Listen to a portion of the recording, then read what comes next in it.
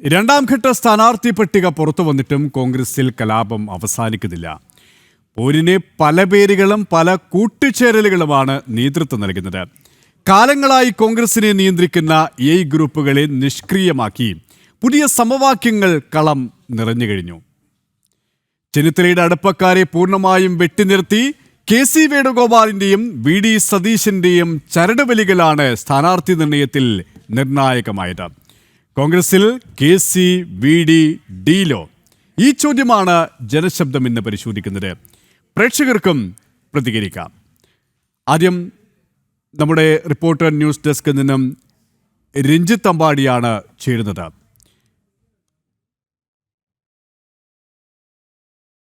ഇന്നലെ വൈകിട്ടോടെയാണ് രണ്ടാം ഘട്ട സ്ഥാനാർത്ഥി പട്ടിക കോൺഗ്രസ് നേതൃത്വം പ്രഖ്യാപിച്ചത്, AICC നേതൃത്വം പ്രഖ്യാപിച്ചത്. പക്ഷേ ആ രണ്ടാം ഘട്ട സ്ഥാനാർത്ഥി പട്ടിക പുറത്തു വന്നതിന് പിന്നാലെ അടി തുടങ്ങിയടി അടിയോടടിയായി മാറിയ ഒരു കാഴ്ചയാണ് നമ്മൾ കണ്ടത്.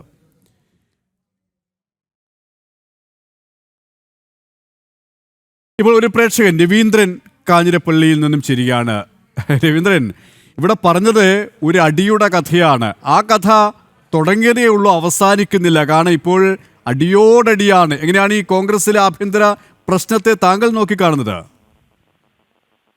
അത് ഇന്നലെ തുടങ്ങിയല്ലേ ഈ കോൺഗ്രസ് എന്ന് പറയുന്ന സാധനം ഉണ്ടായ കാലം പോലുള്ള. അതിപ്പം മറ്റുള്ള സംസ്ഥാനങ്ങൾക്ക് കണ്ടില്ല ഇതുപോലെ അടിച്ച് പിരിഞ്ഞ് അവസാനം ഇവിടെ വന്നിട്ട് ചുമ്മാ കേരളത്തിലെ ജനങ്ങളോട് പറയും വോട്ട് ചോരിയാണ്, മറ്റേ ചോരിയാണ്, മറ്റേ ചോരിയ എന്നൊക്കെ പറയും. കുറച്ച് ജനങ്ങളൊക്കെ അംഗീകരിക്കുകയും ചെയ്യും. കാരണം എന്താ വെച്ചാൽ ഇത് ശരിയായിരിക്കും ഓർക്കും. പക്ഷെ ഇതിന്റെ സത്യം എന്താണെന്നുള്ള ഈ കോൺഗ്രസ് ഇതുപോലെ ആയി പോയത് കോൺഗ്രസ് ഒരു സംസ്ഥാനത്തിൽ ജയിക്കാതെ വരുന്നതിന്റെ കാര്യം എന്താണെന്നുള്ള ഇപ്പം ജനങ്ങൾക്ക് മനസ്സിലായി. അല്ലാതെ ഇവമാരി പറയുന്ന കള്ളത്തരവും ഒന്നുമല്ല. ഇപ്പൊ കണ്ടില്ല സാറേ, നമ്മുടെ അടുത്ത് തന്നെ ഏറ്റുമാനൂർ കണ്ടില്ലേ, ജോസഫ് ആണെങ്കിൽ പറ്റിയ 25 ലക്ഷം രൂപ സാറേ ആ പുള്ളിയുടെ സങ്കടം വരുന്നുണ്ട്. കാര്യം നമ്മുടെ എതിർപ്പാർട്ടിപ്പെട്ട ആളുകൾ നമുക്കൊരു സങ്കടമുണ്ട്. കാരണം എന്താ വെച്ചാൽ പുള്ളി ഒന്നുമല്ല, വേറെ ആരെങ്കിലും പുള്ളി ശാന്തനായ ആളാണ്. വേറെ ആരെങ്കിലും ഇവന്മാരെ ഓടി നടന്ന് വെടിവെച്ച് കൊണ്ടുവരാൻ AK-47 കാരണം 25 ലക്ഷം രൂപ സാധനം ഇപ്പൊ ചുമ്മാ ആർക്കും അല്ലാതെ പോവാണ്. ഇവരെ സംബന്ധിച്ച് അതൊന്നും വലിയ വിഷയമല്ല. ചില പൈസ ഉണ്ടാക്കൂ.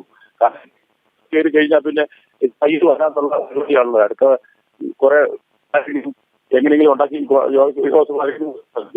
സംഭവിക്കുന്നത് എന്നാന്ന് വെച്ചാൽ സാറേ, ഈ ഇതൊരു ആൾക്കൂട്ടം പാർട്ടിയാണ് സാർ. ഇതിനകത്ത് ജനങ്ങളോട് ബാധ്യതയോ ജനങ്ങളോട് പ്രതിബദ്ധതയോ ഒന്നുമില്ല. കാരണം എന്താ വെച്ചാൽ കുറച്ച് ഇപ്പൊ കണ്ടില്ലേ 10, 50, 25, 30 ലക്ഷം രൂപയൊക്കെ കൊടുത്ത് ഓരോ ചാനലുകാരെ കൂട്ടുപിടിച്ച് ഇവന്മാര് ഇങ്ങനെയായി മുന്നോട്ട് എല്ലാ കാലം പൊക്കോണ്ടിരുന്നത്. പക്ഷെ അതെല്ലാം മാറി. ഇപ്പൊ പുതിയ 20 തലമുറ വന്നപ്പോഴേക്ക് ഈ വിരൽത്തുമ്പിലിരിക്കുക, ഓരോ കാര്യം അവരുടെ വിരൽത്തുമ്പിലുണ്ട്. അവർക്ക് സത്യം എന്താണെന്നുള്ള ജനങ്ങൾക്ക് ബോധ്യപ്പെടുന്നുണ്ട്. അതുകൊണ്ട് ഇവന്മാരുടെ ഉമ്മാക്കുകളും കൊണ്ടൊന്നും പരിപാടിയൊന്നും നടക്കില്ല. പിന്നെ കുറെ ചാലുകാരെ കൂട്ടുപിടിച്ചോണ്ടൊന്നും പറ്റിയല്ല. ഇവിടെ ജനങ്ങളുണ്ട്, ഞങ്ങൾക്ക് എല്ലാ കാര്യവും സത്യസന്ധമാണ്. അതെ, താങ്കൾ പറഞ്ഞ പോലെ തന്നെ ജനങ്ങളെല്ലാം തിരിച്ചറിയാണ്. നന്ദി ശ്രീ രവീന്ദ്രൻ ഈ ഒരു സമയം പ്രതികരിച്ചതിന്.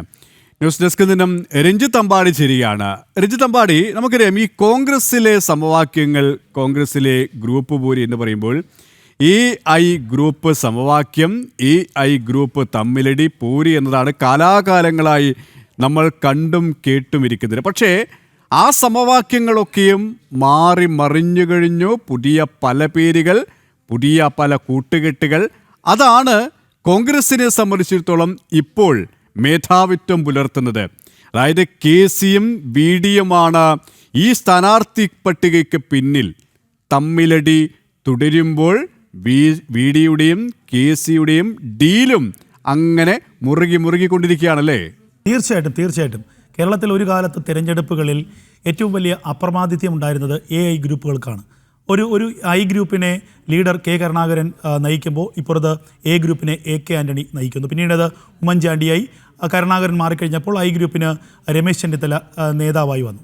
എന്നാൽ ഇപ്പോൾ ആ ഒരു സാഹചര്യം മാറിയിരിക്കുന്നു. ഇപ്പോൾ കൃത്യമായി 2 ഗ്രൂപ്പുകൾ എന്നതിൽ നിന്ന് മാറി ഒരാളിലേക്ക്, പ്രത്യേകിച്ച് KC വേണുഗോപാൽ എന്നൊരു വ്യക്തിയിലേക്ക് ഇതിൻ്റെ ചരട് വലിയെത്തുന്നു. KC കേന്ദ്രത്തിൽ നിന്ന് തീരുമാനിക്കുന്നു, കേരളത്തിൽ നടപ്പാക്കുന്ന ഏജന്റായി VD സതീശൻ മാറുന്നു. ഇതാണ് ഈ തെരഞ്ഞെടുപ്പിലെ സ്ഥാനാർത്ഥി നിർണയത്തിൽ ആയിരിക്കും ഈ സുധാകരനെ ഒതുക്കാനുള്ള ഒരു നീക്കം തകൃതിയായി നടന്നതല്ലേ? തീർച്ചയായിട്ടും സുധാകരനെ ഒതുക്കാനുള്ള നീക്കം. സുധാകരൻ കേരളത്തിൽ അസംബ്ലി തെരഞ്ഞെടുപ്പിൽ മത്സരിക്കരുത്. ഇത് VD സതീശൻ്റെയും KC വേണുഗോപാലിൻ്റെയും ഒക്കെ ലക്ഷ്യമായിരുന്നു. എന്നാൽ ഇത് സംബന്ധിച്ച് ചില വാർത്തകളും ഇത് സംബന്ധിച്ച് ചില മാധ്യമ വാർത്തകളുമൊക്കെ വരുന്ന ഘട്ടത്തിലും അവർക്ക് തന്നെ കൃത്യമായി ഉറപ്പുണ്ടായിരുന്നു ഞങ്ങൾ കെ സുധാകരനെ മത്സരിപ്പിക്കാൻ അനുവദിക്കുകയില്ല. ഇത് കൃത്യമായി തന്നെ കേന്ദ്ര പാർട്ടിയുടെ ദേശീയ നേതൃത്വത്തിലൊക്കെ തന്നെ അവർക്ക് കൃത്യമായ സ്വാധീനമുണ്ടായിരുന്നു. മാധ്യമങ്ങളിൽ കെ സുധാകരൻ ചില വാർത്തകൾ നൽകുന്നു, അത് കേരളത്തിലെ മാധ്യമങ്ങളടക്കം നൽകുന്നു. ആ വാർത്തകൾ ഏറെക്കുറെ ശരിയൊക്കെ തന്നെയായിരുന്നു. പക്ഷേ KC വേണുഗോപാലിനും VD സതീശനും ഉറപ്പായും അറിയാമായിരുന്നു കെ സുധാകരനെ മത്സരിപ്പിക്കില്ല എന്നുള്ള കാര്യം. കാരണം അത് അവർക്ക് ദേശീയ നേതൃത്വം കൊടുത്ത വാക്കാണ്. ആ വാക്കിൻ്റെ അടിസ്ഥാനത്തിലാണ് അവർ VD സതീശൻ ധൈര്യമായി തന്നെ അവിടെ നിന്ന് തിരുവനന്തപുരത്തേക്ക് എത്തിയത്, തിരുവനന്തപുരത്ത് വന്നത്, അതിനുശേഷം പറവൂരിൽ പോയി തൻ്റെ പ്രചരണം ആരംഭിച്ചത്. ഇതിന് ചില കാരണങ്ങളുണ്ട്. ഇനി അഥവാ ഈ പറയുന്ന UDF ഭൂരിപക്ഷം കിട്ടി അധികാരത്തിലേക്ക് എത്തുന്നു, കോൺഗ്രസ്സിന് ഒരു മുഖ്യമന്ത്രി സ്ഥാനാർത്ഥിയെ കണ്ടെത്തേണ്ട സാഹചര്യം വരുന്നു. ഞാൻ പറയുന്നത് അങ്ങനെ ഒരു സാഹചര്യമാണ്. അങ്ങനെ വരികയാണെങ്കിൽ കെ സുധാകരൻ ഈ അസംബ്ലിയിലുണ്ടെങ്കിൽ അല്ലെങ്കിൽ ഈ MLA ആയി വന്നാൽ അത് VD സതീശനും KC വേണുഗോപാലിനും വലിയ എതിരായി. ആ ഒരു എതിരാളിയെ മലർത്തിയെടുക്കുക, എതിരാളിയെ വരുന്ന ആ ഒരു മാർഗത്തിൽ തന്നെ തടയുക, അത് തന്നെയാണ് KCയും VDയും ലക്ഷ്യമിട്ടത്. ഇപ്പോൾ രഘുനന്ദനൻ എന്നുള്ള പ്രേക്ഷകൻ കൊല്ലത്ത് നിന്നും ചേരുകയാണ്. രഘുനന്ദനൻ പറഞ്ഞോളൂ. എനിക്ക് പറയാനുള്ളത് അവർ തമ്മിൽ ഡീൽ ഉണ്ട് എന്നൊക്കെ മാധ്യമങ്ങൾ റിപ്പോർട്ട് ചെയ്യുന്നതാണ്. നിങ്ങളൊക്കെ കാണുന്ന ഒരു രീതിയാണത്. ഡീൽ ഇല്ല എന്നാണോ പറയുന്നത്? ഡീലിന്റെ അല്ല, അത് എന്തുകൊണ്ട് അവർ ഒന്നിച്ചു എന്ന് പറഞ്ഞാൽ ഇദ്ദേഹത്തിന്റെ ചില സ്വഭാവ വൈകൃതങ്ങളാണ്.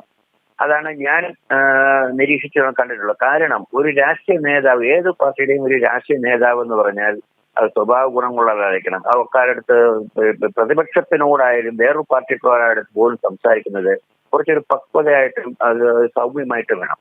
ഇത് അദ്ദേഹം എല്ലാം കാരണം ഭയങ്കരമായ ബോഡി ആക്ഷനും ഭയങ്കര VD സതീശനെയാണോ KC വേണുഗോപാലാണോ താങ്കൾ ഉദ്ദേശിക്കുന്നത്? അവരെയൊന്നുമല്ല, സുധാകരനെ തന്നെ ഉദ്ദേശിക്കുന്നത്. കാര്യം ഈ കോൺഗ്രസിൽ തന്നെ അദ്ദേഹത്തെ കൊണ്ടുവരണം, പിണറായിക്കെതിരെ ഫൈറ്റ് ചെയ്യണമെങ്കിൽ കോൺഗ്രസിൽ വേറെ ആരുമില്ല, സുധാകരനാണെങ്കിലേ പറ്റൂ.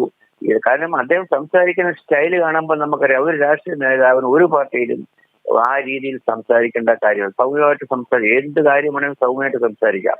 പക്ഷെ ഇദ്ദേഹം സംസാരിക്കുന്ന രീതികളല്ല. അപ്പൊ അതൊക്കെ വെച്ചുകൊണ്ട് ആദ്യം കുറച്ച് പേർക്ക് ഒരു ആകർഷണം തോന്നി. ഇദ്ദേഹം വന്നു കഴിഞ്ഞാൽ പിണറായിക്കെതിരെ ഫൈറ്റ് ചെയ്യാൻ പറ്റിയ ആളാണ്.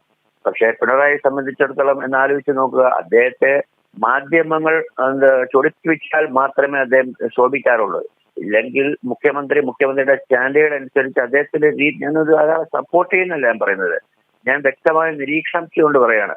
അങ്ങനെ അങ്ങനെയുള്ള സമയത്ത് ശോഭിക്കാറുള്ളൂ. അല്ലാത്ത സമയത്ത് അദ്ദേഹത്തിന്റെ പോസ്റ്റിൽ നിന്നുകൊണ്ട് മാന്യമായിട്ട് തന്നെയാണ് സംസാരിക്കാറുള്ളത്. പക്ഷെ അതല്ല, ഇത് എപ്പോഴും കൈയെടുത്ത് ആക്ഷൻ കാണിച്ചുകൊണ്ട് എന്തോ ചെയ്യാൻ വരുന്ന രീതിയിലാണ് അദ്ദേഹത്തിന്റെ ചില പുറപ്പാടുകളൊക്കെ. അത് ഒരിക്കലും ഒരു രാഷ്ട്രീയ നേതാവിന് പറ്റിയത്, രാഷ്ട്രീയത്തിൽ പറ്റിയ കേസല്ല.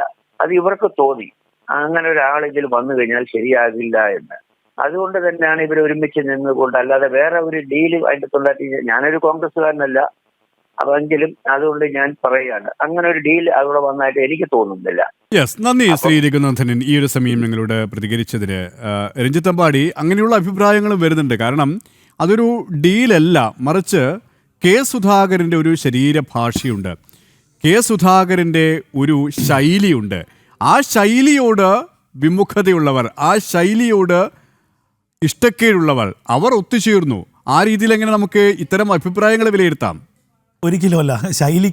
ശൈലിയുടെ എതിർപ്പായിട്ട് രണ്ട് ഗ്രൂപ്പുകൾ ഒന്നിക്കുന്നു എന്ന് പറയുന്നതൊന്നും യാഥാർത്ഥ്യമല്ല. അത് കെ സുധാകരൻ്റെ ശൈലിയാണ്. ആ ശൈലി കൊണ്ടാണല്ലോ കെ സുധാകരൻ കഴിഞ്ഞ കുറേ കാലങ്ങളായി കണ്ണൂരിൽ കോൺഗ്രസിൻ്റെ ഒരു മുഖമായി നിൽക്കുന്നത്.